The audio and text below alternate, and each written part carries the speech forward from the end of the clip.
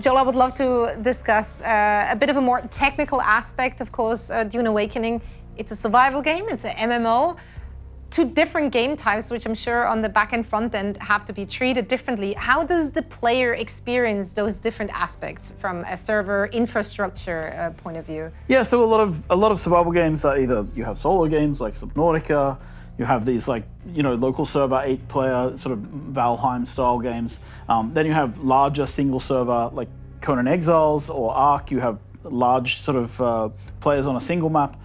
And then with Dune, what we're trying to do is have these multiple maps where you can play with many, many hundreds of people, right? So you'll be playing with lots of other players, right? So it is a large world to explore and share with others. Can I assume I am in a server with many, many people. Can I move between servers, or can I group up with people on different servers? Is that possible? Yeah, so when players start to play Dune Awakening, they choose a world. And that world allows them to, it's almost like choosing a server in an MMORPG, but it's a large infrastructure of connected servers, and we're going to talk a little bit about that.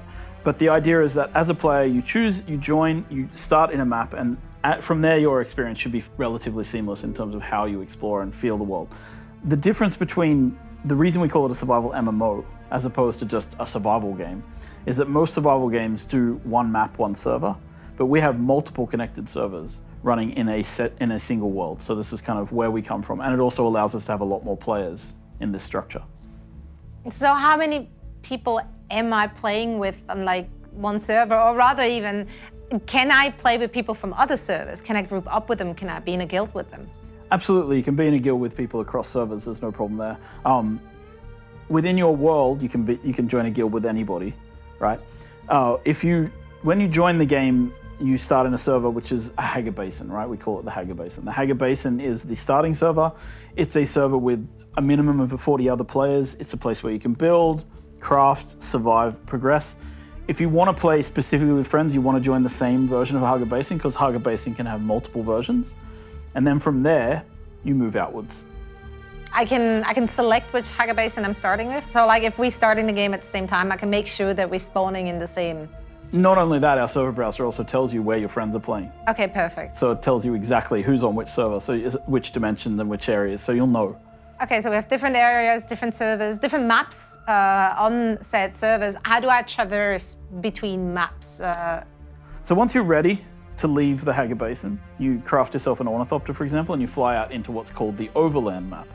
And the Overland map is a server, again, running, that you can meet hundreds of other players on, and allows you to see all the locations in the world. So you physically fly between locations on the Overland map. Now you said my homies can come and pick me up. If you're a good homie and you don't want to put me in a dangerous spot, where do you bring me early on? Where can I meet other people? Where can I meet up with my guildmates even? Yeah, so once you've sort of explored the Hager Basin and you leave with your friends, you go out into what we call the Overland map. And in the Overland map, you have an overview of the entire world, and you can sort of see like the different maps that you have as an option. And one of those options are the social hubs, Harco Village and Arakeen, which are differently themed based on the different factions in the game, obviously, right?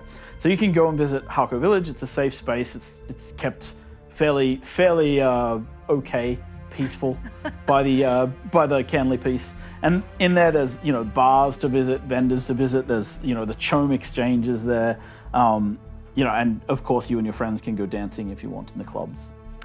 Okay, did not expect that to be part of the game, but you gotta relax every once in a while as well. Now, once I'm done dancing and I slept off my probably hangover, I want to get out into the action. Where am I going? So then you'll go back to the Overland map and you'll fly to the Deep Desert.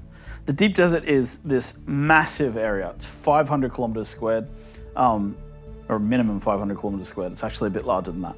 There's and that's where you can meet hundreds of other players. There is probably going to obviously be a player cap if too many people go there, but you should be able to handle quite a lot of people.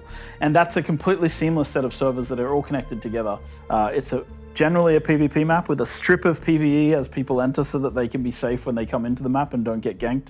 And then you head out into the desert and you have these adventures where you're harvesting spice. The cool thing about the Deep Desert, and this is one of the things that I think I've mentioned last time, is kind of unique, is that we have this thing called the Coriolis Storm.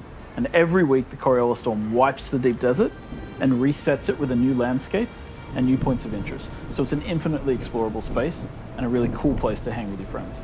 I do love that. It really sounds like a very unique blend of different elements from different types of games that you combined here together. I'm super interested to see how that all plays out.